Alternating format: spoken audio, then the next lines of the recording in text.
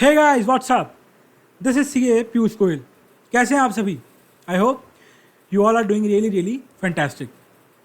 सो यार, last class में हमने चैप्टर 1 जो है अपना nature objective and scope of audit उसको रैप कर दिया था। We completed that chapter, our first chapter.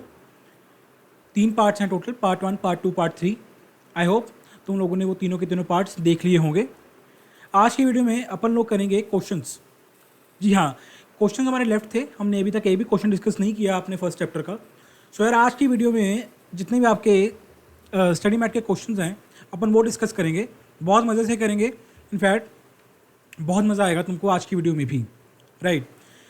भाई चैनल पर अगर नए आए तो सब्सक्राइब कर दो सबसे पहले तो चैनल, बिकॉज तुम लोगों को पता ही है यार, लाइक ये हमारा फास्ट ट्रैक बैच है, ठीक है। इनफैक्ट रादर आई वुड से फास्ट ट्रैक रेगुलर बैच है, बिकॉज इसमें कॉन्सेप्ट जो हैं वो बहुत मैं डिटेल में डिस्कस कर रहा हूँ, राइट। सो तुम्हारे बहुत काम आने वाला है, डेली बेसिस पे मैं लेक्चर अपलोड करता हूँ। So before you miss out an important update, भाई इसीलिए सब्सक्राइब कर दो, ताकि जब मैंने लेक्चर अपलोड किया उसी वक्त देख लिया, रिवाइज किया एंड अपना मूव ऑन किया, फर्दर सब्जेक्ट उठाया कोई पढ़ने के लिए, ठीक। भाई अगर चैनल पर नए आए हो तो सब्सक्राइब कर देना। अगर ऑलरेडी तुम मेरे एग्जिस्टिंग व्यूअर हो, शायद सब्सक्राइब अभी तक नहीं किया तो बहुत गलत बात है, सब्सक्राइब कर देना। वीडियो को लाइक कर देना स्टार्ट करने से पहले ही, एंड जब वीडियो देख लोगे अगर अच्छी लगी तो कमेंट करके डेफिनेटली जाना, बिना कमेंट किए भाई मत जाना। ये आप सभी से एक छोटा सा अनुरोध था, जस्ट ए रिक्वेस्ट।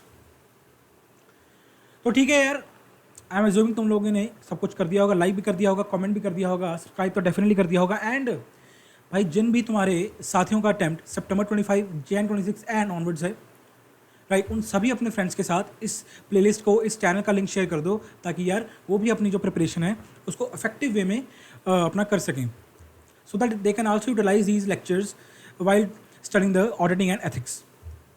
तो ठीक है यार, शुरू करते हैं अपना आज का सेशन। ये रहा आपकी कंप्यूटर स्क्रीन पर।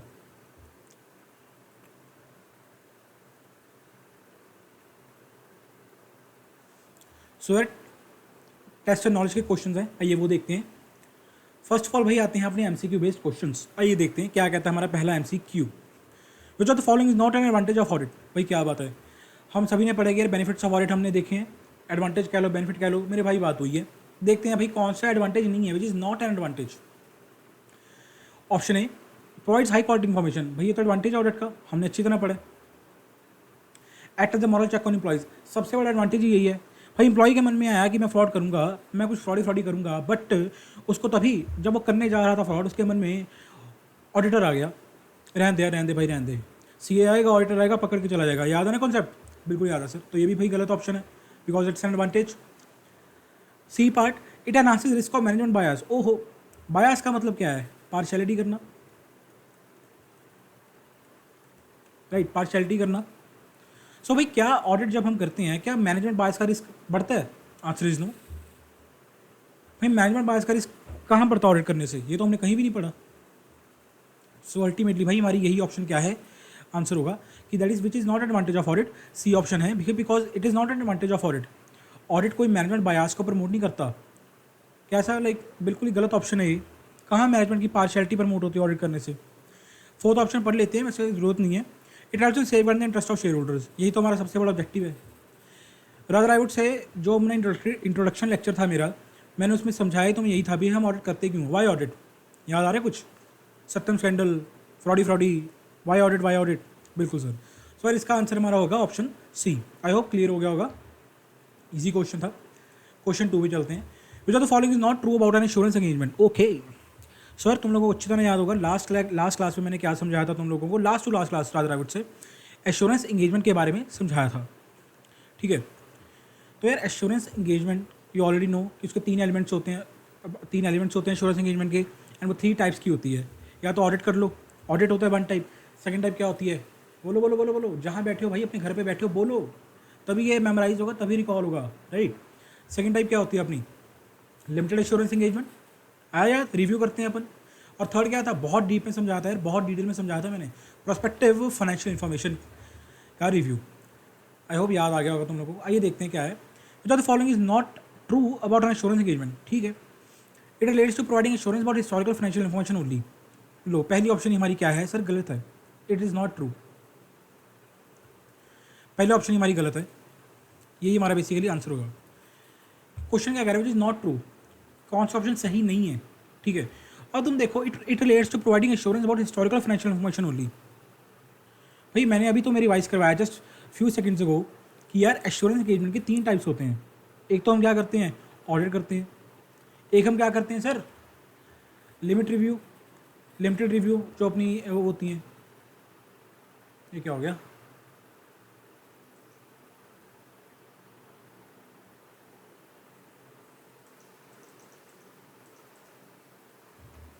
गाइस जस्ट अ सेकंड, पता नहीं क्या हो रहा है ये, पता नहीं क्या ही हो गया था।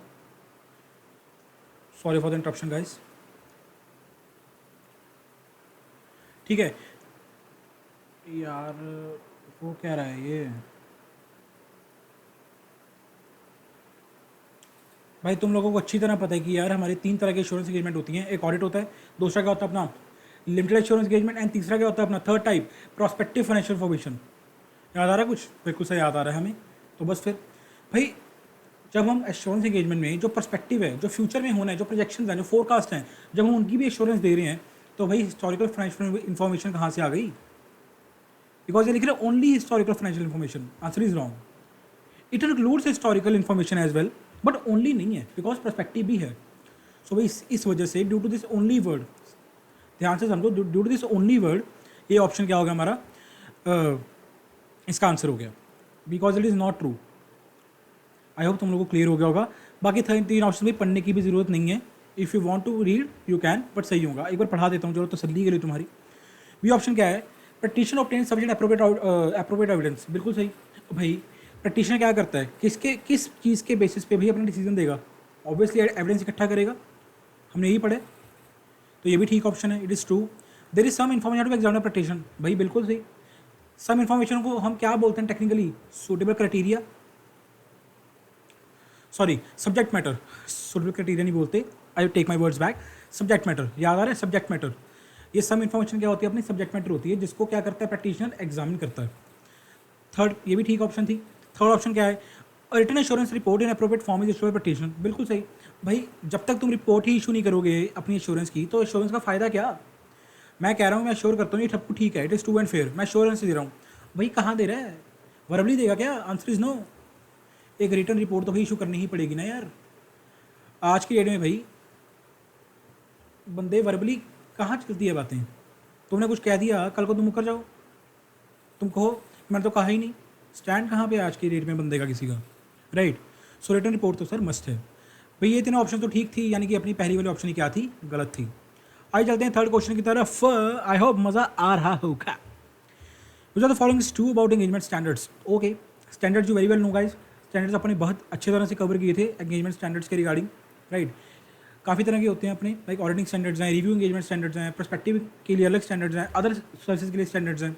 आई होप याद आ रहा होगा, ये तो लास्ट लेक्चर में मैंने डिस्कस किए हैं पार्ट 3 में। Engagement standards ensure proper rights to practitioner in course of performance of it duties. Okay,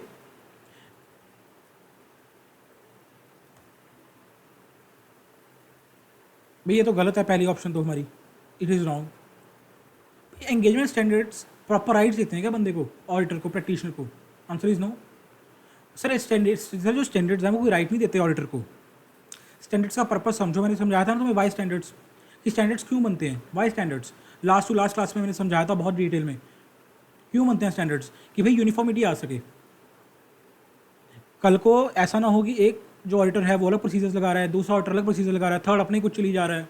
so sir एक यूनिफॉर्मिटी हो, एक होमोजिनिटी हो ऑडिट करने में, दैट्स वाई स्टैंडर्ड्स आते हैं। इनफैक्ट स्टैंडर्ड्स हमें गाइड करते हैं या डायरेक्शन प्रोवाइड करते हैं ऑडिटर को कि यार तूने इस तरह ऑडिट करना है। आई होप याद आ रहा होगा। सो ये तो गलत हो गया, कोई राइट नहीं देते स्टैंडर्ड्स में, they are just set of guidance and rules. Engage तो गलत है। बी ऑप्शन क्या है, engagement standards ensure preparation and presentation of financial statements in standardized manner, गलत। भाई क्या हमें स्टैंडर्ड ये बताते हैं कि आपको इस तरह अपने फाइनेंशियल स्टेटमेंट्स को प्रिपेयर करना है? क्या हमें स्टैंडर्ड्स ये बताते हैं? Answer is no. सर ये तो एप्लीकेबल एफ बताएगा ना, एप्लीकेबल फाइनेंशियल रिपोर्टिंग फ्रेमवर्क बताएगा कि यार हमें अपने एफ को, अपनी फाइनेंशियल स्टेटमेंट्स को किस तरह प्रिपेयर एंड प्रेजेंट करना है। बिल्कुल सही, तो ये भी ऑप्शन गलत हो गया। C option, engagement standards ensure uniformity by practitioners in course of performance of their duties. बिल्कुल सही, this is the right answer, ये ठीक है। वही वाला पॉइंट आ गया जो मैं कब का बता रहा हूँ तुम लोगों को, यूनिफॉर्मिटी। हमने अभी डिस्कस किया था जस्ट कुछ ही मिनट पहले कि यार यूनिफॉर्म की स्टैंडर्ड्स आते कि यूनिफॉर्मिटी हो सके, होमोजिनिटी हो सके। लो वही आंसर आ गया अपन। डी ऑप्शन क्या है, वो ऑटोमेटिक गलत ही होगा क्योंकि एक ऑप्शन ट्रू होगी। Engagement standard ensure saving resource of clients, ये क्या बकवास बातें लिख रहे हैं यार, ऐसा कुछ नहीं है, सब फालतू बातें हैं, कोई सेंस ही नहीं बनता थर्ड और फोर्थ वाले ऑप्शन का। तो सो भाई सी ऑप्शन है, सी ऑप्शन क्या अपन का राइट आंसर है। चलते हैं अपन अपने फोर्थ क्वेश्चन की तरफ। आई होप गाइस समझ आ रहा होगा। मैं तुम्हें लिटरली कह रहा हूँ ये कि अगर तुम लोगों ने क्लासेस 3 के 3 पार्ट्स जो मैंने अपलोड किए हैं, पार्ट 1, पार्ट 2, पार्ट 3 इस चैप्टर के, अगर तुमने अच्छी तरह without skipping, without forwarding the lecture, अगर तुमने अच्छी तरह उनको समझा है ना, अगर उनको अच्छी तरह तुमने फुल फोकस कर अटेंड किए क्लासेस को without skipping a single topic, मैं लिख के दे सकता हूँ भाई ये क्वेश्चन तुम्हें आते होंगे। लिटरली कह रहा हूँ, तुम लोगों का अपने आंसर हो रहा है, मेरे से पहले तुम लोग क्वेश्चन सॉल्व कर पा रहे होगे कि सर ये भी आता है, ये भी आता है, ये भी आता है। ठीक है, बिकॉज एक एक चीज़ जो भी इन क्वेश्चन में अभी तक देखो आई है, 3 क्वेश्चन अभी तक करवाए हैं, ऐसा कुछ भी नहीं था जो डिस्कस ना किया हो मैंने क्लास में, ऐसा कुछ भी नहीं था लिटरली। अब कई बच्चे पूछते हैं कि सर क्यों आप हर बार वाई डिस्कस करते हो, why standards, why audit, why this, why reasonable assurance. मेरे भाई यहाँ काम आता है भाई, देख हमें क्रैम नहीं करना पड़ता, रट्टा नहीं मारना पड़ता, जब लॉजिक पता नहीं किसी चीज़ का कि क्यों, why, what is the purpose, what is the reason behind that, ऐसे क्वेश्चन होते हैं जल्दी जल्दी जिस तरह मैं कर रहा हूँ। फोर्थ क्वेश्चन की तरफ चलते हैं अपना, देखते हैं क्या कह रहे हैं। Consider following statements in relation to limited assurance engagement. Okay, so यार यू ऑलरेडी नो कि लिमिटेड एश्योरेंस एंगेजमेंट क्या होता है, बहुत अच्छी तरह डिस्कस किया था आपने लेक्चर में, मैंने एग्जांपल भी दी थी तुमको बैंक वाली, आई थिंक याद होगा। कौन सी स्टेटमेंट, अच्छा ओके रुको, स्टेटमेंट 1 क्या कहती है देखो, it involves obtaining sufficient appropriate evidence to draw reasonable conclusions. अच्छा, स्टेटमेंट 2 क्या कह रही है, review of interim financial information of a company is an example of limited assurance engagement. तो यार स्टेटमेंट जो 2 है, जो स्टेटमेंट 2 है सर, वो क्या है, वो तो बिल्कुल करेक्ट है, वो तो बिल्कुल करेक्ट है भाई। Interim financial information is an example of limited assurance engagement, मैंने पढ़ाया था लास्ट क्लास में, प्रॉपर समझाया भी था। इंटायरिंग फाइनेंशियल माने तो एज ऑन डेट, इंट्री माने तो एज ऑन डेट, जो फाइनेंशियल स्टेटमेंट्स का हम रिव्यू कर रहे हैं which are prepared as on date. ठीक है, ऑडिट क्या होगा पूरे साल का, बट एज ऑन डेट अगर हम कर रहे हैं कि इस डेट को हमने ऑडिट अपना रिव्यू करवाना है एज ऑन डेट, तो वो क्या होती है, इंटायरिंग फाइनेंशियल इन्फॉर्मेशन ही होती है वो। तो ये तो ठीक है, अपना एग्जाम्पल ओके है, बट स्टेटमेंट 1 देखते हैं, it involves obtaining sufficient appropriate evidence to draw reasonable conclusions. यहाँ पे गलत कर गया क्वेश्चन, यहाँ पे भाई एश्योरेंस तुम्हारी लिमिटेड वाली है और जो कंक्लूजन देना चाहते हो वो तुम देना चाहते हो रीजनेबल, ऐसा नहीं चलेगा भाई। जब तुम्हारी एश्योरेंस भी लिमिटेड होती है, when your assurance is also limited, then जो तुम्हारे कंक्लूजन होंगे बॉस वो भी क्या होंगे, लिमिटेड होंगे, ना कि रीजनेबल। रीजनेबल कंक्लूजन किस में होते हैं, ऑडिट में। हम ये तो पढ़ते आ रहे हैं डे 1 से कि ऑडिट का पर्पस क्या है, क्या मतलब है कि टू रीजनेबल एश्योरेंस हम ऑब्टेन करेंगे ऑडिट में एंड अपना ओपिनियन एक्सप्रेस करेंगे। बट जब भाई लिमिटेड एश्योरेंस होती है उसका मतलब ही क्या है, लिमिटेड एश्योरेंस देनी है, तो कंक्लूजन में लिमिटेड निकालेंगे हम। तो भाई ऑप्शन 1 जो है अपन का वो क्या हो गया, इट इज़ रॉन्ग। जो स्टेटमेंट 2 है, ये क्या हो गया, जो स्टेटमेंट 2 है वो अपनी ठीक है, जो स्टेटमेंट 1 है दैट इज़ रॉन्ग। अब देखते हैं क्या है, statement 1 is incorrect, statement 2 is incorrect, ये तो गलत है। ये कह रहा है स्टेटमेंट 1 करेक्ट है, स्टेटमेंट 2 इनकरेक्ट है, जो कि it's a opposite case. Both statements are correct, गलत। बोथ स्टेटमेंट्स इनकरेक्ट, ये भी गलत। स्टेटमेंट 1 इज इनकरेक्ट, बिल्कुल सही, एंड 2 इज करेक्ट एग्जैक्टली। तो भाई हमारा डी ऑप्शन क्या आ गया, आंसर आ गया कि भाई पहली स्टेटमेंट क्या है, इनकरेक्ट है, दूसरी क्या है, करेक्ट है। फिफ्थ पार्ट पे चलते हैं यार। जो the following is true about standards on auditing. Okay, standards on auditing अच्छी तरह हमने पढ़ा है। इनफैक्ट आपके इस चैप्टर में गाइज ऐसे 200 भी हमने अच्छी तरह पढ़े। Overall objectives of independent auditor and conduct of an audit in accordance with standards on auditing, I hope याद होगा, बहुत अच्छी तरह डिस्कस किया था मैंने। आइए देखते हैं। These deal mainly with voluntary responsibilities of auditors. अब भाई स्टैंडर्ड्स क्या, जो स्टैंडर्ड्स हैं क्या वो डील करते हैं वॉलंटरी रिस्पॉन्सिबिलिटी के साथ, आंसर इज नो। ये कहाँ पे लिखे है, ऊपर भी डिस्कस करके आया एंगेजमेंट स्टैंडर्ड्स वाले क्वेश्चन में कि स्टैंडर्ड्स का क्या पर्पस होता है। कोई वॉलंटरी रिस्पॉन्सिबिलिटीज नहीं होती सर, स्टैंडर्ड्स को अप्लाई करना मैंडेटरी होता है। कल को जो ऑडिटर है वो ऐसा नहीं कह सकता कि मेरी मर्जी है मैं करूँ ना करूँ, वॉलंटरी है भाई। अगर ऐसा तुमने वॉलंटरी कर दिया तो कोई भी स्टैंडर्ड्स को मानेगा नहीं, फिर बनाने का पर्पस ही क्या हुआ इसका। तुम अच्छी तरह जानते हो भाई, जब तक तुम्हारे ऊपर कोई चीज़ लागू ना की जाए, इम्पोज ना की जाए ना धक्के से कि भाई मैंडेटरी तेरे को फॉलो करना पड़ेगा, कोई नहीं करता, you guys very well know. तो ये तो ऑप्शन गलत हो गया, वॉलंटरी कहाँ पे है, B option. These will mainly with mandatory responsibility of auditors, ये ऑप्शन अपना ठीक है, ऑप्शन 2 बिल्कुल ठीक है। क्यों, मैंडेटरी रिस्पॉन्सिबिलिटी है। सॉरी यार, स्टैंडर्ड्स को अपना करना फॉलो करना क्या है, मैंडेटरी है ऑडिटर के लिए। थर्ड ऑप्शन क्या है, तो ऑब्वियसली गलती होंगी दोनों, स्टिल पढ़ा देता हूँ तुम्हारे लिए। The sole purpose is to help government authorities on governmenting revenues. कहाँ लिखा है भाई, कहाँ लिखा है सर, स्टैंडर्ड जो है वो ऑडिटर के लिए हैं, ना कि गवर्नमेंट अथॉरिटीज़ के लिए। जो आईसीए ने स्टैंडर्ड इशू किए हैं मेरे भाई, वो किसके लिए हैं, हमारे लिए, ऑडिटर्स के लिए, ना कि गवर्नमेंट अथॉरिटीज़ के लिए। Totally wrong. Fourth option, these deal mainly in carrying out audit according to legal provisions, गलत। ऐसा कहाँ पे लिखा है, स्टैंडर्ड्स कोई लीगल प्रोविजन से बाउंड नहीं होते। स्टैंडर्ड्स कोई ऐसा नहीं हमें बताते कि लीगल प्रोविजन ऐसे कहती तो इस तरह ऑडिट करो ना। स्टैंडर्ड्स इन जनरल तुम्हें बताएंगे कि भाई एज अ होल तुम ऑडिट किस तरह करोगे। कोई भी लीगल एंटिटी हो, कोई भी एंटिटी हो, प्रॉफिट मेकिंग हो, ये चैरिटेबल हो, बिग हो, स्मॉल हो, इन जनरल स्टैंडर्ड सभी पे लगेंगे। वो कुछ स्पेसिफिक नहीं बताते कि लीगल प्रोविजन के हिसाब से कैसे ऑडिट करना है। सो भाई इन शॉर्ट तुम्हारा बी ऑप्शन क्या है, करेक्ट है। आइए देखते हैं हमारे आंसर्स क्या सही हैं गलत। फर्स्ट ऑप्शन का हमारा आंसर था C, after that A, after that अपन का था सी, आफ्टर दैट था डी, आफ्टर दैट था बी। सो CACDB ये हमारा सीक्वेंस था। यही सीक्वेंस है क्या ICI का भी, मैथ में देखते हैं। CACDB, लो भाई 5 के 5 MCQ क्या है हमारे, करेक्ट। ठीक जी सर, आइए चलते हैं अपने क्वेश्चंस की तरफ। करेक्ट, इनकरेक्ट, सही गलत, true false. First question, the basic objective of audit does not change with reference to nature, size और फॉर्म ऑफ एन एंटिटी, बिल्कुल सही, करेक्ट।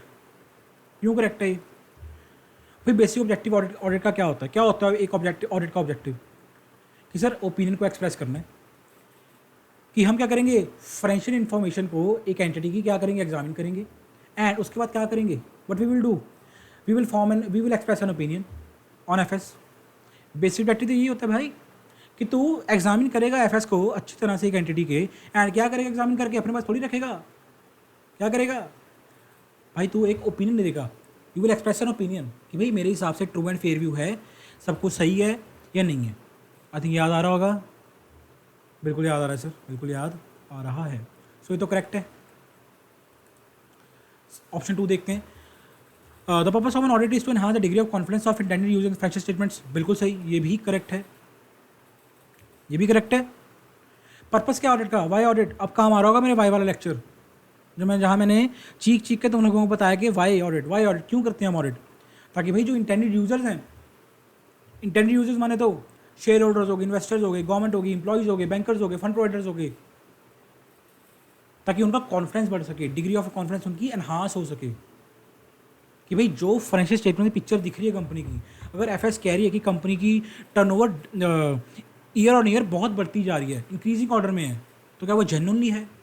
अगर कंपनी कह रही है कि भाई मैंने एक साल में इतना प्रॉफिट कमाया है, लाइक सपोज 100 CR का मैंने प्रॉफिट किया है, क्लॉक किया है इस फाइनेंशियल ईयर में, तो क्या वाकई 100 CR है नहीं है, उनकी डिग्री ऑफ कॉन्फिडेंस एनहांस हो सके, बिकॉज तुम्हारे उस ऑडिट के, बिकॉज FS को देखकर, फाइनेंशियल स्टेटमेंट्स को देखकर भाई मेरे इन्वेस्टर्स अपना पैसा लगाते हैं। ठीक, अपने जैसी आम जनता जो है, देश की जनता, शेयर होल्डर्स अपना पैसा लगाते हैं कि कंपनी अच्छी जा रही है, शेयर प्राइस बढ़ेगा, लगा दे। बैंक्स जो हैं, जो फंड प्रोवाइडर्स हैं, वो क्या देते हैं, लोन देते हैं।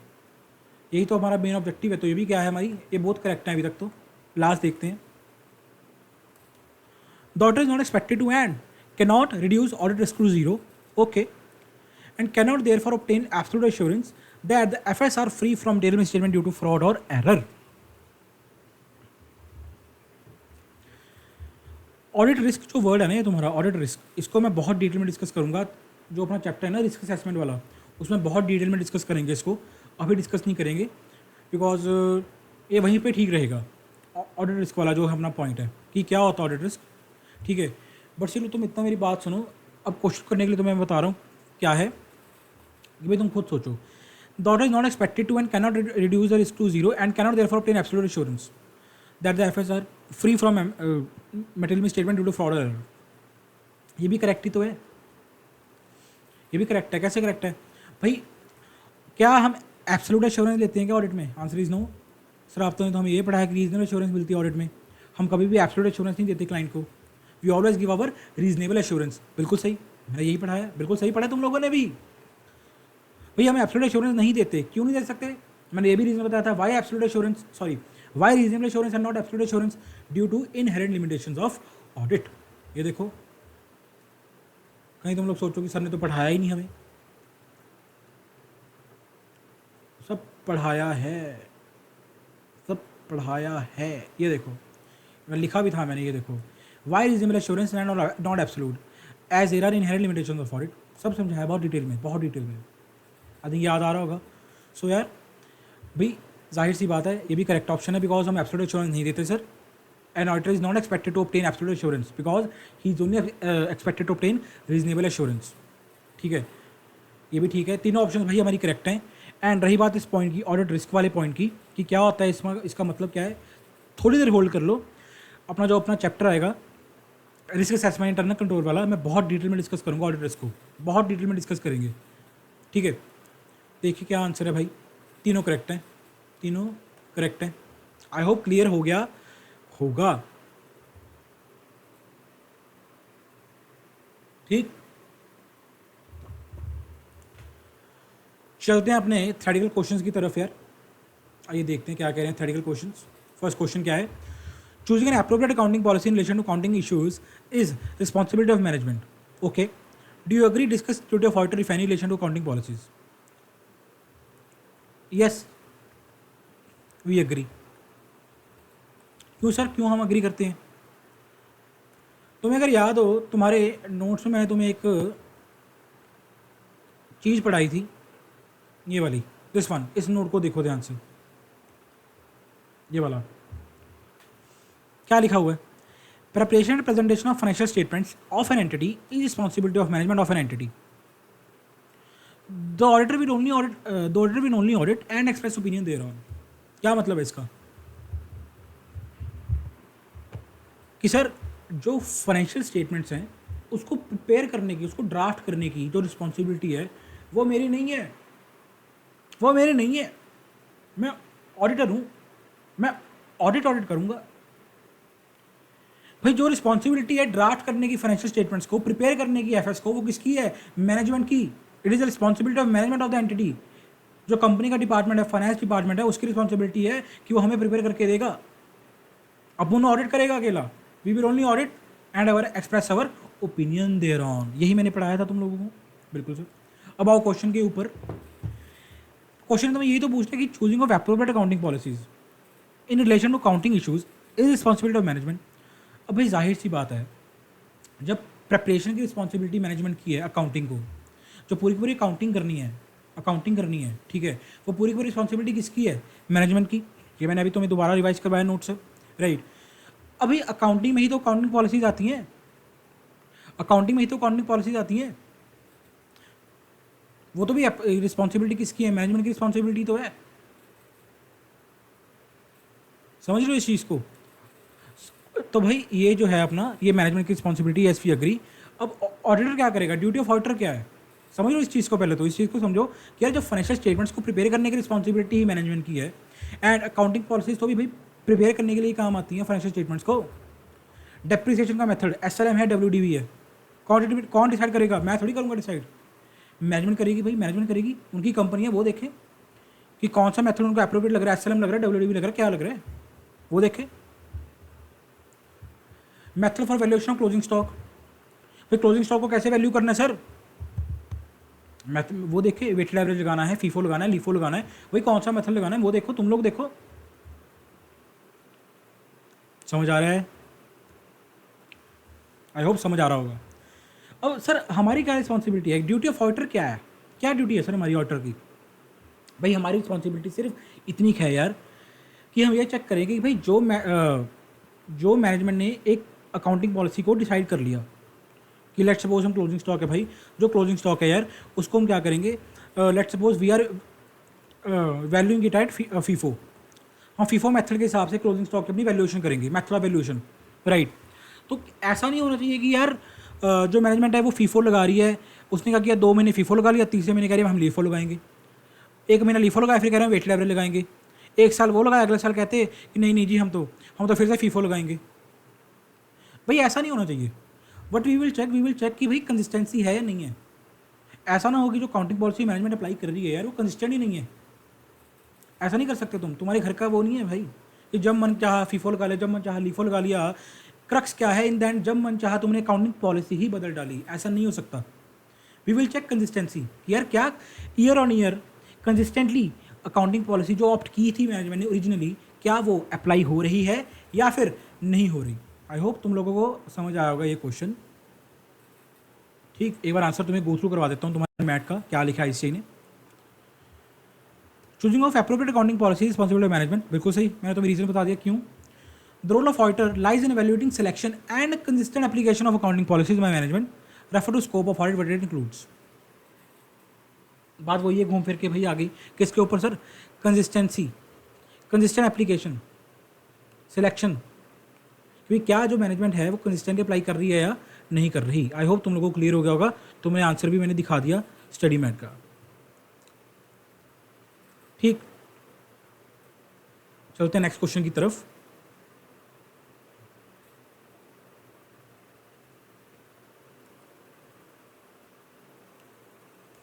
Question number 2, assurance engagements are not restricted to audit of FS alone discuss, बिल्कुल सही, correct correct.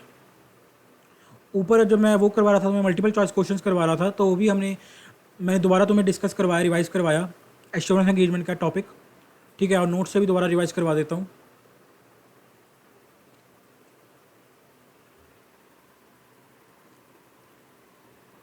Sir assurance engagement में क्या चीज़ें आती हैं, 3 चीज़ें आती हैं। रीजनेबल एश्योरेंस एंगेजमेंट पहला, दूसरा limited assurance engagement, third assurance engagements dealing with matters other than historical financial information, अगर इन शॉर्ट कहूँ पर्सपेक्टिव, ठीक है, जो प्रोजेक्शन है, जो फोरकास्ट हैं, उनके लिए एश्योरेंस देना, राइट।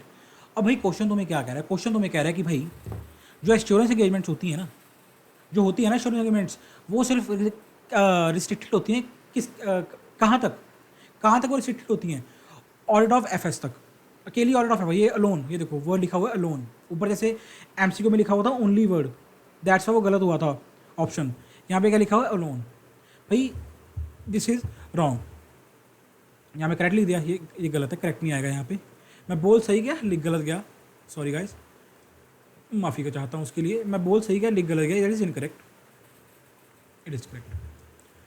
समझ रहे हो भाई, ऑडिट एश्योरेंस एंगेजमेंट में 3 चीज़ें आती हैं सर, अकेला ऑडिट नहीं आता है FS का, उसमें लिमिट रिव्यू भी आता है, जो मैं ऊपर देखा, ये लिमिटेड एश्योरेंस एंगेजमेंट भी आती है उसमें। देखो ऑडिट तो उसका एक पार्ट है, उसके साथ उसमें रिव्यू भी आता है, that is limited assurance engagement, and उसके साथ भाई examination of PFI prospective financial information भी आता है, ये दोनों चीज़ें भी आती हैं सर। आई होप तुम लोगों को क्लियर हो गया होगा ये क्वेश्चन भी,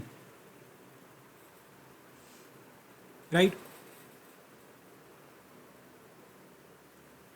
थर्ड क्वेश्चन देखते हैं सर क्या कह रहा है question. An assurance engagement involve a 3 party relationship, okay, meaning discuss meaning of 3 parties in such an engagement. भाई you guys very well know 3 party relationship होता है कि एश्योरेंस एंगेजमेंट में, याद आ रहा है कुछ एलिमेंट्स ऑफ एश्योरेंस एंगेजमेंट पूछ रहा हूँ तुमसे, बिकॉज सर 3 चीज़ें हमने एश्योरेंस एंगेजमेंट में कहाँ पढ़ी हैं, 3 पार्टी रिलेशनशिप कहाँ पढ़ा है, याद आया वो ट्रायंगल बना के समझाया था तुम लोगों को, मैंने ट्रायंगल बनाया था, तो यहाँ पे इनफैक्ट यहाँ पे भी होगा रफ वर्क में, पक्की बात है होना चाहिए, मैंने बताया था तुम लोगों को अच्छी तरह ट्रायंगल बना के प्रॉपर ट्रायंगल ड्रॉ किया था एक, ये रहा देखो, नहीं ये नहीं है, पता नहीं कहाँ गया, एनीवेज तुम लोगों को मैंने समझाया था, तुम लोगों को पता है, तुम लोग क्लास अटेंड करके आए हो यार, मैंने खुद नहीं पढ़ाया है। 3 चीज़ें हमने क्या पढ़ी थी सर, क्या पढ़ी थी, भाई थ्री पार्टी रिलेशनशिप मतलब एक होगा प्रैक्टिशनर नंबर वन, दूसरी पार्टी क्या होगी,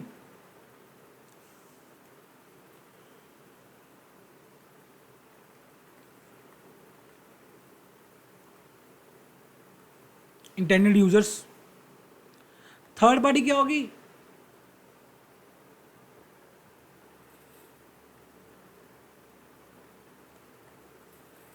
रिस्पॉन्सिबल पार्टी। यही तो हम पढ़ के आए हैं सर, ये ट्रेंगल। प्रैक्टिशनर माने तो the one who will give assurance, the one who will give assurance. Responsible party माने तो the one who will prepare the subject matter on which assurance is to be provided. याद आ रहे हैं। Intended users माने तो जिनके लिए एश्योरेंस हम दे रहे हैं, जिनके लिए एश्योरेंस दी जा रही है। मैंने ऑडिट की एग्जांपल ली थी, एक ऑडिट में प्रैक्टिशनर हो गया ऑडिटर, रिस्पॉन्सिबल पार्टी कौन होगी, मैनेजमेंट जो प्रिपेयर करेगी फाइनेंशियल स्टेटमेंट्स को, एंड यूजर्स क्या होंगे, स्टेक होल्डर्स। हमारे यूजर्स ऑफ फाइनेंशियल इन्फॉर्मेशन क्या हो गए, यहाँ पे हमारे इंटेंडेड यूजर्स हो गए इन केस ऑफ ऑडिट। मैंने ऑडिट की एग्जांपल ली थी तो मुझे अच्छी तरह समझाया था, ठीक है। आई होप दोबारा याद आ गया होगा। ये क्वेश्चन तुम्हें कह रहा है थ्री पार्टी लिखने को, एक बार नोट्स के भी तुम्हें गो थ्रू करवा देता हूँ गाइस।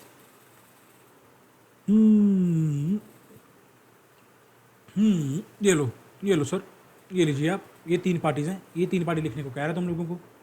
आई होप याद आ गया होगा। ये क्वेश्चन भी हमारा इसी के साथ डन डनाडन डंडन डन डनाडन डंडन। फोर्थ क्वेश्चन की तरफ चलते हैं हम अभी। A chartered accountant is specifically asked to check accounts whether fraud exists. Okay. State with reasons whether it is an example of reasonable assurance engagement. Question को ध्यान से पढ़ो यार।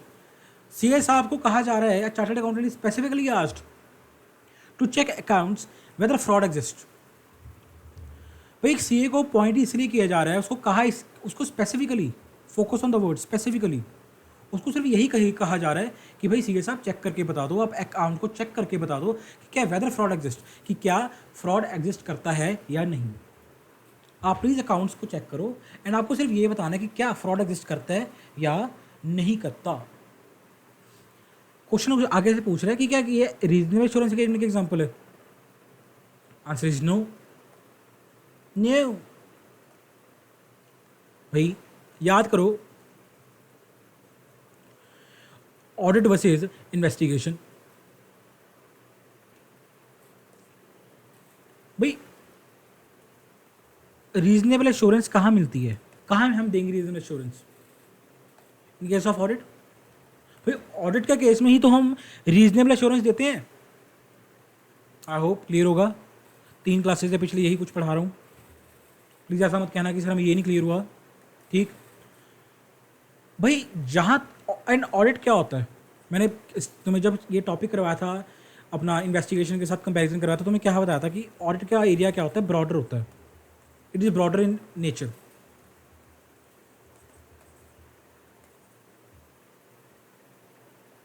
जो मेरा ऑडिट का पर्पस होता है उसका पर्पस ये नहीं होता ऑडिट का कि भाई तुम्हें फ्रॉड ढूंढना है।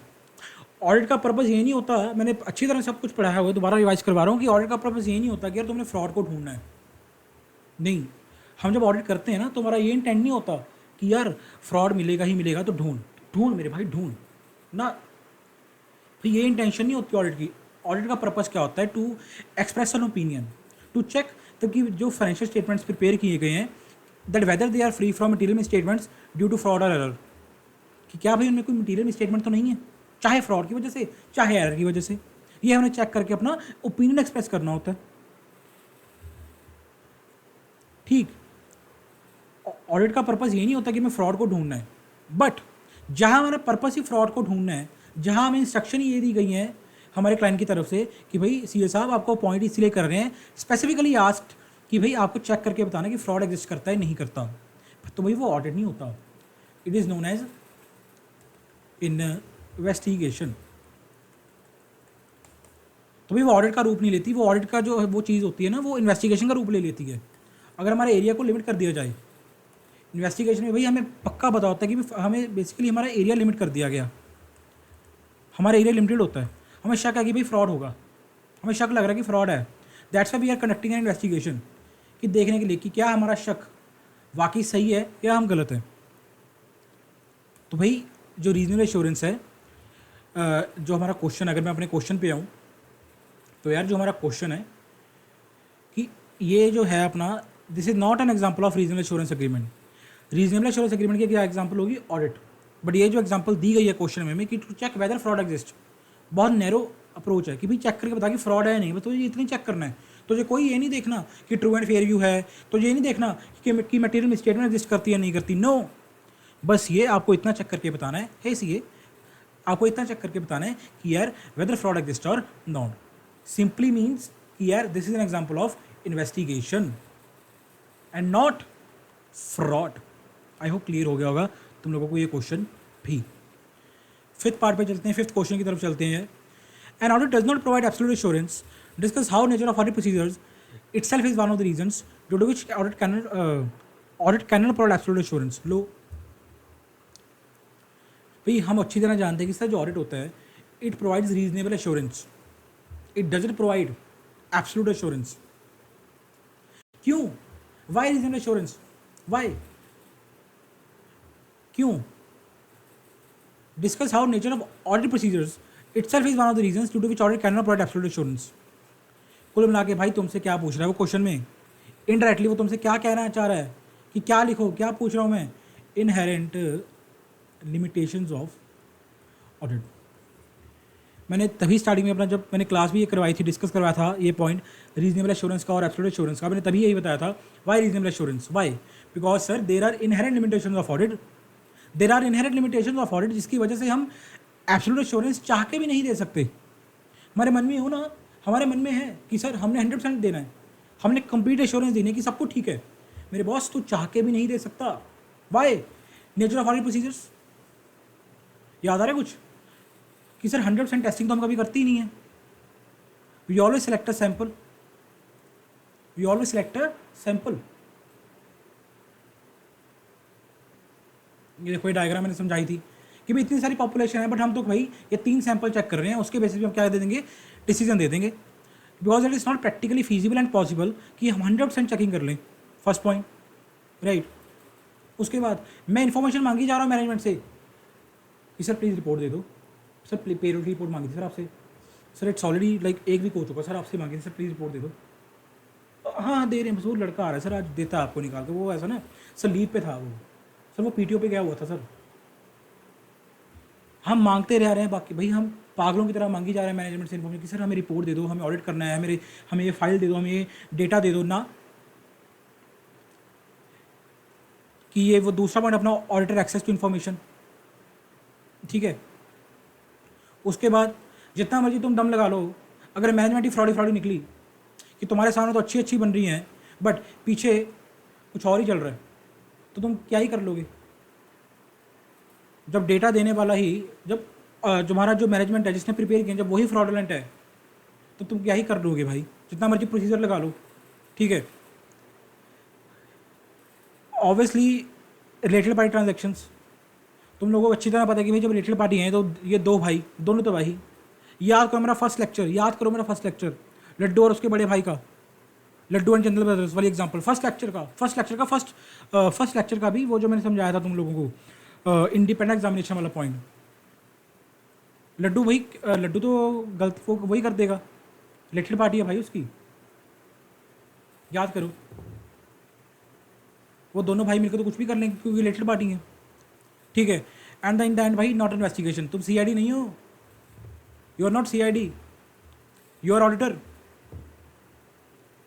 हम कोई इन्वेस्टिगेशन करने के लिए नहीं गए, हमारे पास कोई सर्च वारंट नहीं है कि जाते उथल पुथल कर दें। सो भाई यही तुम्हारे लाइक 5 पॉइंट्स हैं इनहेरेंट लिमिटेशंस के, जो तुम्हें इस वाले स्पेसिफिकली लिखने हैं। बिकॉज वो क्या कह रहा है, नेचर ऑफ ऑडिट प्रोसीजर्स के रिलेटेड। क्वेश्चन को ध्यान से पढ़ो। Question is asking you guys कि यार nature of audit procedures is one of the reasons. And अगर तुम ध्यान से देखो तो सभी तुम्हारे ऑडिट प्रोसीजर्स का ही तो पार्ट है। टेस्टिंग की, उसमें दिक्कत आ गई, हम इन्फॉर्मेशन मांग रहे हैं, ये हम ऑडिट का पार्ट है, वो नहीं दे रहे, हम प्रोसीजर लगाते जा रहे हैं। बट अभी अगर हमारे सामने मैनेजमेंट ने ही फेक डॉक्यूमेंट प्रेजेंट कर दिए तो हम क्या करें sir, because we are not expert in authentication of documents, ये भी तुम्हारा प्रोसीजर है, RPD, related party, investigation. So भाई दीज आर द पॉइंट्स तुम्हारे इनहेरेंट लिमिटेशंस ऑफ ऑडिट के which you have to write. I hope clear हो गया होगा एक एक चीज़। इसी के साथ मेरे भाई हमने क्वेश्चन जो हैं वो कंप्लीट कर लिए हैं इस चैप्टर के, ठीक। आई होप समझ आया होगा तुम लोगों को, क्वेश्चन इजी लगा होगा। देखो पता भी नहीं लगा कब क्वेश्चन हो गए कंप्लीट, राइट, ठीक है। टेस्ट और अंडरस्टैंडिंग, गाइस ये क्वेश्चन तुम लोग एक बार खुद ट्राई करना, ठीक है। तुम ये क्वेश्चन जो है वो खुद ट्राई करना एक बार, करने की इनको कोशिश करना। अगर तुम कहोगे कि सर आप ही करवा दो इनको डिस्कस, एक बार आप इनको गो थ्रू करवा दो तो मैं करवाऊंगा, अदरवाइज तुम लोग खुद भी कर सकते हो। लाइक बिकॉज पूरा चैप्टर हमने अच्छी तरह डिटेल में डिस्कस किया है, ठीक है। जो भी तुम्हारे टीवाई के क्वेश्चंस थे, करेक्ट इनकरेक्ट थे, एमसीक्यूज थे, वो हमने कवर करवा दिए हैं। बट स्टिल मैं फिर कह रहा हूँ तुम लोग इनको एक बार ट्राई करना। बट स्टिल अगर तुम्हें लगेगा कि सर हमसे नहीं हो रहे, एक बार प्लीज़ आप डिस्कस करवा दो तो it will be better for us, then कोई चक्कर नहीं है। I will also cover these only if you guys will say to me.